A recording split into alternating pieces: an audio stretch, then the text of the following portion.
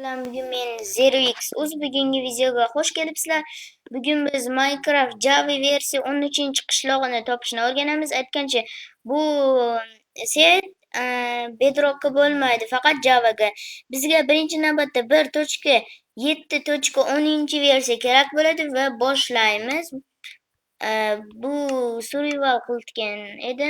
Creative New World bo'lsamiz va Game modini Creative o'tkazib qo'yamiz va mana bu yerdan More World opsionisi bosib Set for Tag World generatori bosamiz va keyboardni bosamiz. Keyin esa -72 17 yo'q 12 40 to'xtab turinglar 17 42 12 72 681 40 50 10 setlarni teramiz va qabul qilishni bossak ozgina kutib turamiz. Dunyo yaralguncha ungacha 1 soniyada qilib bo'ladigan ish.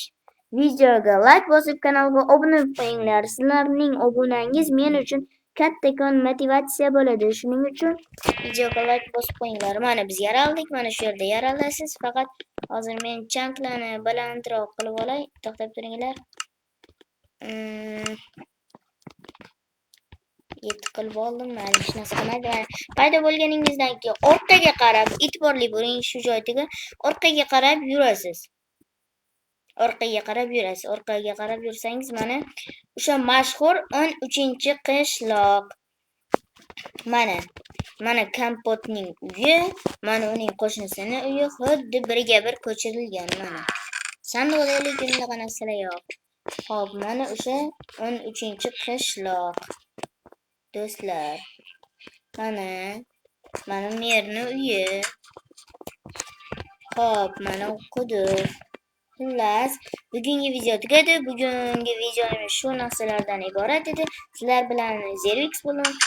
Videoga like bosib kanalga obuna bo'ling. Xayr.